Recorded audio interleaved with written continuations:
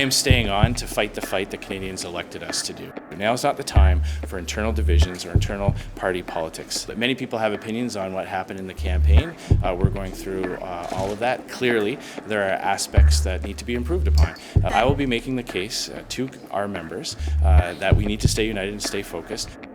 Andrew Scheer today vowed to stay on as Conservative leader despite the growing criticism around his performance during the election and even calls for him to step down. So does Scheer have enough support from his caucus, from members? Is this the best strategy for the party? It's Thursday. Time to bring in At Issue, how I missed them all.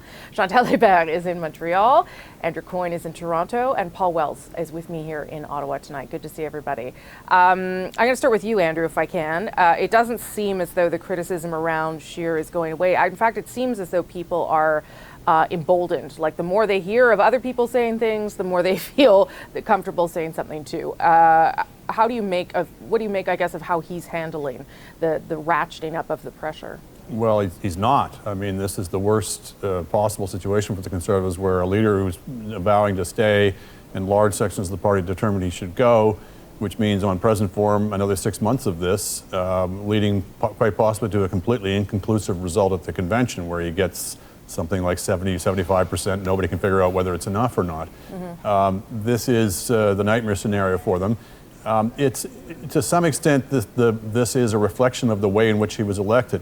He was elected as the leader as the kind of compromise choice, everybody's second choice, the guy who people could live with, be equally dissatisfied with, and on the way up, that can work. People can decide that they're willing to compromise. When you're on the downside, then everybody suddenly discovers how dissatisfied they are with you for differing reasons. So he's getting hit by both the progressive wing of the party saying you're too social conservative, the social conservatives saying you weren't social conservative enough, the Quebec wing saying you can't win.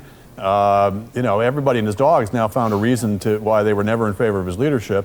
And that's not a very good situation for him. And the response today, Chantal, didn't seem, or I don't know, maybe you can't admit that you're aware of that, but it seemed to be sort of as though he was living on a different planet than the one I'm observing.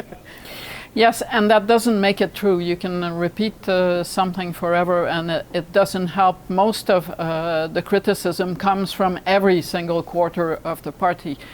Something called a Scheer loyalist is really hard to find, and when you're deputy leader in the House of Commons, which presumably would be the person that would have the party's back in the House while you're trying to campaign for your own job, is someone who has spent more time on the Liberal benches than on the Conservative benches. It also does not speak to a very strong palace guard on the inside. I think part of the problem is that as Conservatives are well aware, even many of the people who voted Conservative voted for the party, but very few of them said, I'm really voting for Andrew Scheer because that's who has brought me to say this is the party I want, and I'm not sure you can fix that. Paul, what do you make of it? If there are Scheer loyalists, and if there are Conservatives at a minimum, even if they're not Scheer loyalists, people who are perfectly happy to have him as the leader because they're bedrock Conservative loyalists, they should show up tomorrow night at the United Conservative Party convention in Calgary, where the Alberta provincial base of the Conservative movement is going to be gathered. If he gets a good reception there, that might help. So far, we've mostly heard from Toronto-based Conservatives who backed other candidates and my colleagues in the press gallery. I hasten to add, we haven't heard from almost anyone in the Conservative Party who supports him. If that were to continue tomorrow night, if we were to go through this weekend and it was going to be an eerie silence in the convention hall in Calgary, then I think that would suggest that basically nobody in the party has his back, and he would be in even bigger trouble than he is tonight. I mean, we're hearing a couple of things that John Baird, who had been tasked with doing this post-mortem, has finished it, and the conclusions are Andrew Scheer doesn't have a great number of leadership skills and people aren't that happy with him. I guess that'll be public at some point, and that people have said to Scheer, you might want to think about what you want to do over the Christmas break. And that's obviously come from people beside him and critics. So is that what we're headed towards? Someone who is feeling the pressure ratchet up so much that they has to leave before April? The reason why this all seems to be happening in fast forward. Yes. And we have been watching a pylon is because of the minority status of the government and the fact that an election is not going to be in 4 years at a set date that you can predict in advance. And so, yes, we have all heard the same things. Yeah. Basically, there is some consensus amongst people who are not just the press gallery or people in Toronto, but many people who were identified very closely to Stephen Harper, for instance, and who have fought those battles, that Scheer should not be allowed to go on until April in a battle that he will emerge from even weaker than he is going in, and that ideally he should be gone by the end of the year. Whether that happens or not, whether that's wishful thinking, I can't tell you.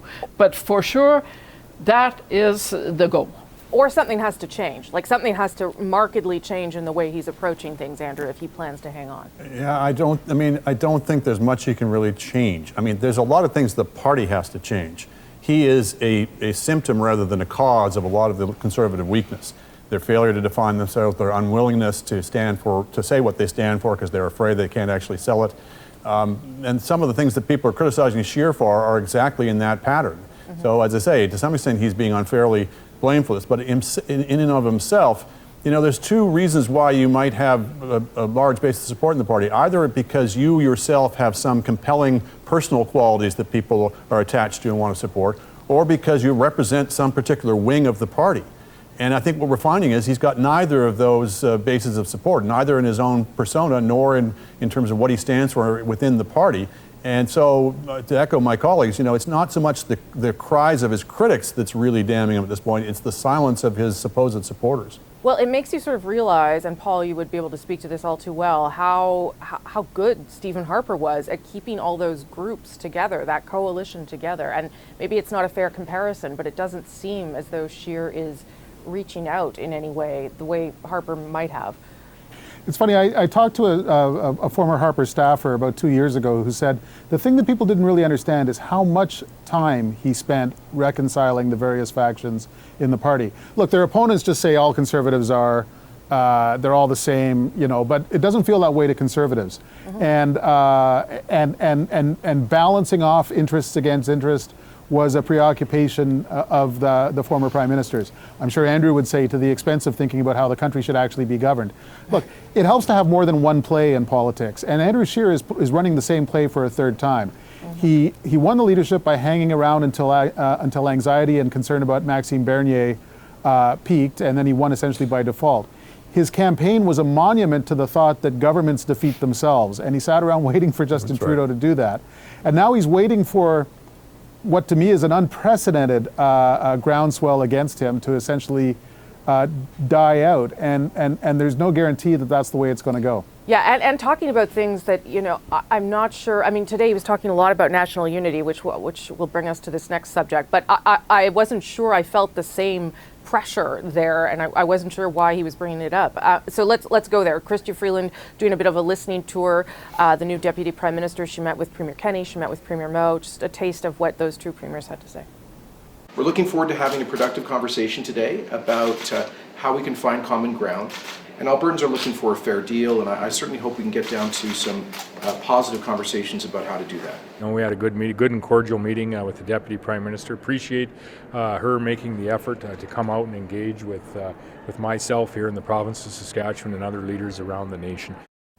Okay, I don't have much time, but it did seem to me like maybe a little slight dial down from the weeks previous. Chantal?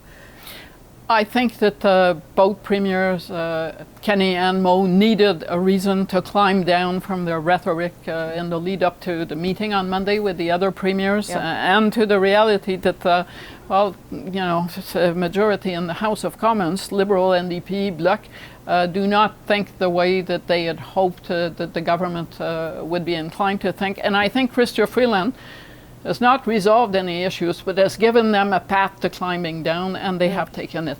Paul? One thing we've seen is that it's almost always a good idea to have a meeting. If the opposite, if the alternative is to let that person stew by themselves and brood over how they're being snubbed. I think one thing that students of the Trudeau Prime Ministership will take away is that never again should a Prime Minister be their own intergovernmental affairs minister, because inevitably that means they don't have one. Yes. Andrew? I think this is mostly positioning. I agree with Chantal. They're climbing down in rhetorical terms. I don't think you're going to see them climbing down in terms of the substance of their positions. Sure. But you don't want to overplay your hand in politics, and you don't want to be seen to be the bad guy, to be the intransigent one. So it was an opportunity for them to sound a little more statesmanlike. No doubt, probably in the meeting, she probably rubs them a little less badly the way that Trudeau would. She probably is a bit better at the diplomatic arts, having dealt with Trump. But we'll see how long this peace lasts, because I don't think, to take up a point we made last time, I don't think she's got a lot she can offer them. Although, you know, when you have Doug Ford acting as sort of the great unifier of the country, I would imagine that inspires... That's how much trouble we're in. I would imagine that inspires Jason Kenney to say, whoa. Just last thought on that, Chantal. What does that meeting next week, what needs to happen there at that premier's meeting? They need to come out of it not looking like they're a bunch of cats and dogs that were thrown together for an afternoon. So they're going to have to try really hard to find some common ground. In federal, provincial politics, that usually means finding something that they can all agree on that Ottawa is doing wrong. What might that be, Andrew, do you think? More money? It's almost always some combination of money and powers. Yeah. And I agree with Chantal, that's the only thing they can usually agree on. Last word to you, Paul.